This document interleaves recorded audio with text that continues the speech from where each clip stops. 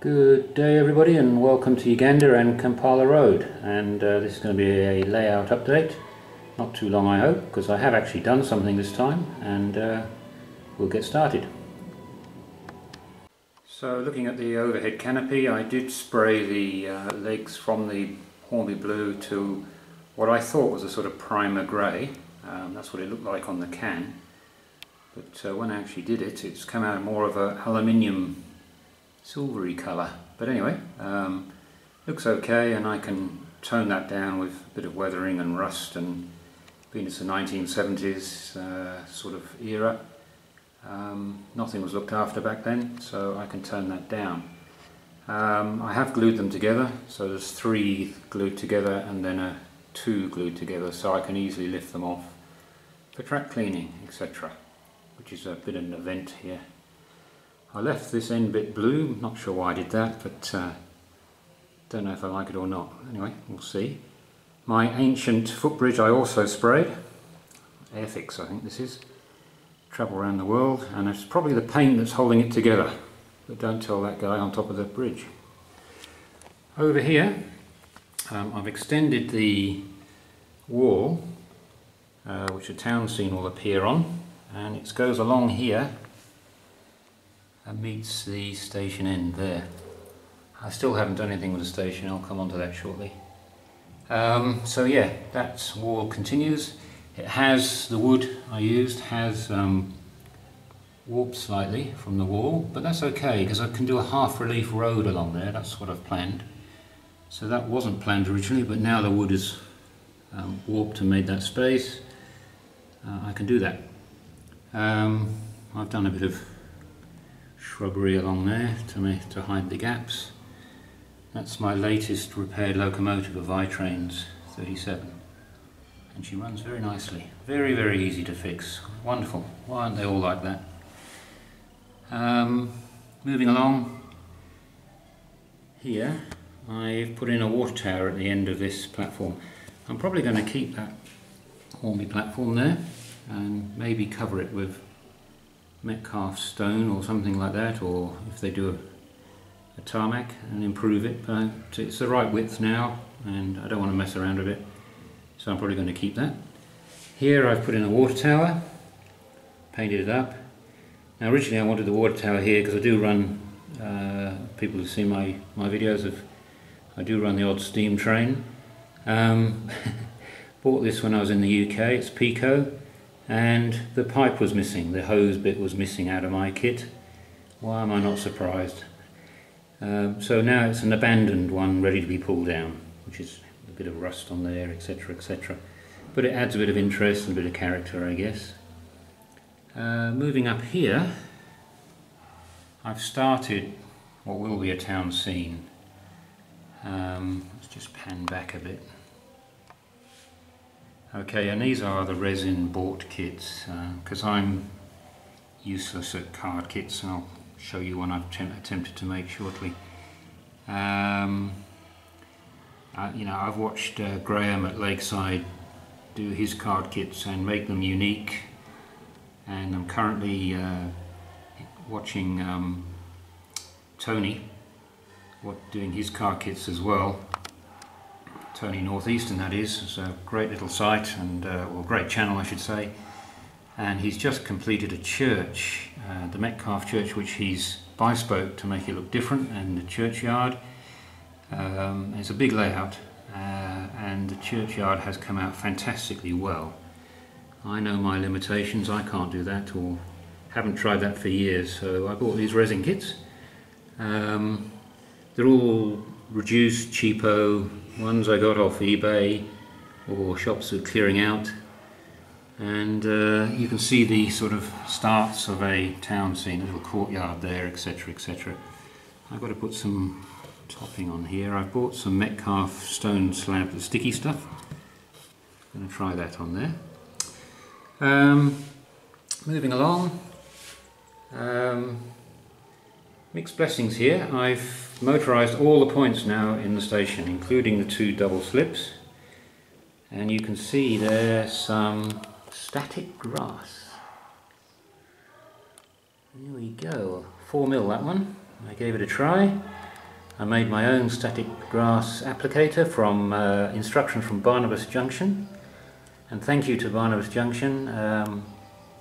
You follow his instructions and it is actually, as he says, exactly the same. Very, very easy to make, and it works. I'll show you it in a tick. And I tried a bit over here as well where the fence is being built. That's 2mm. I have 6mm, but I've lost it. Somewhere between the UK and here I have lost it. And I think I may have thrown it away in all the packaging. I'm not sure, I can't find it. My TMD, or it's probably too small to be a TMD, it's more likely a refueling station for diesels. I'm finishing this off. There's the gang of guys building the fence are still there. I got rid of the water tower and put those prefab buildings there.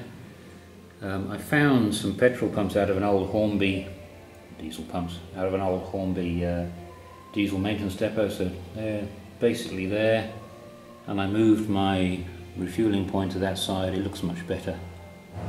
I'm more at home on that side, so it functions, it works alright. I put a few guys walking around, a bit of rubbish, a bit of junk at the back there, the old container, some bits and pieces.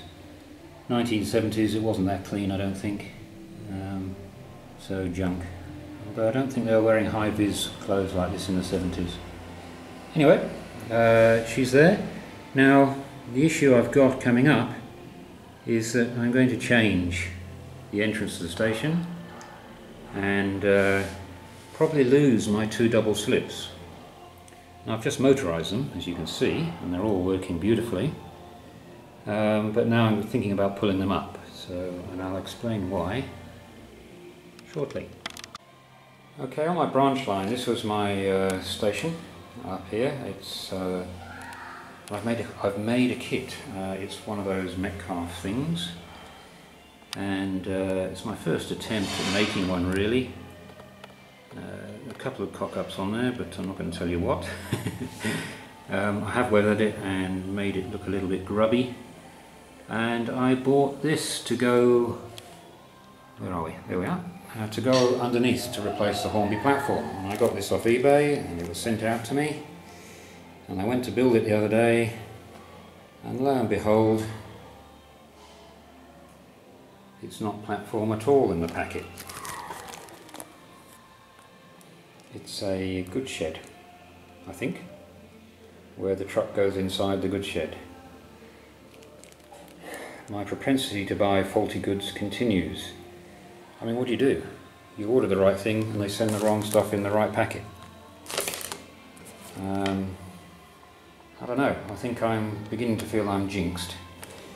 So, I actually, if I take a top view of this, I've set out some Hornby platform in this format. And I like it as a sort of small branch line station. So I was thinking of modernising or updating the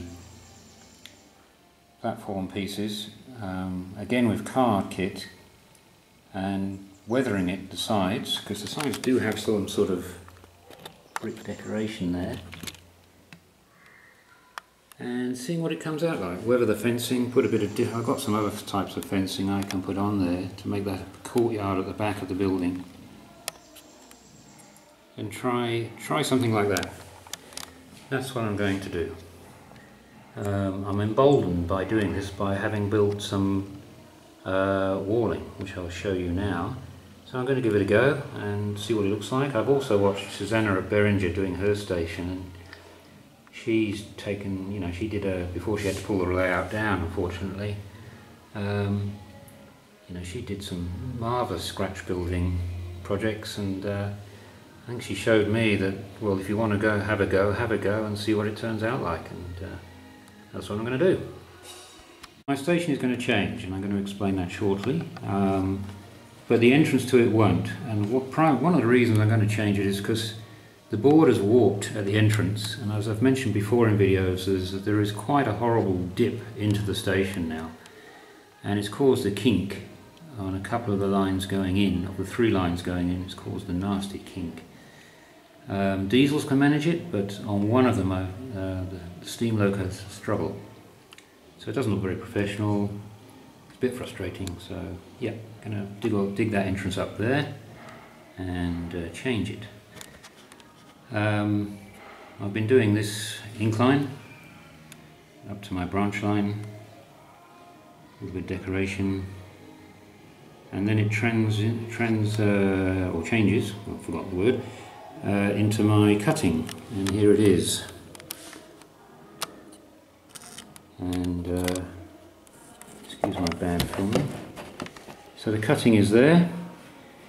I've done that with Metcalf paper and card, 2mm card, Metcalf paper, and it's come out okay. It looks very red on the camera. I've noticed on the when I did the 9F video, it came out very red. It is actually weathered, pre-weathered, but it obviously needs toning down. And here where I've cut bits, it needs some paint or some marker pen. Oops, you can't see what I'm pointing at. Where am I? Here, there. To tone it down and tone this down as well, these edges. So there's a bit of work still to do, but I'm quite pleased how it's come out. This is not quite straight here, but she's come out okay.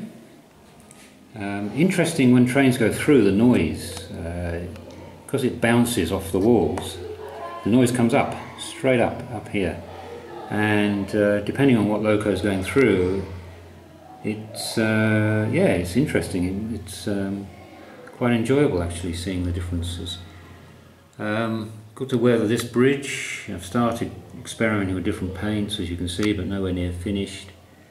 A little bit of shrubbery on my old branch line with the Brighton Beach ballast.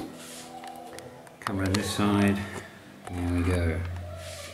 Comes around to the end. That's and excuse me, my son is being told off in the background. Come down to the end here. Now there was a viaduct across there, but I've moved that, so I can now probably put a road in here with a level crossing, just for something different. The viaduct didn't work.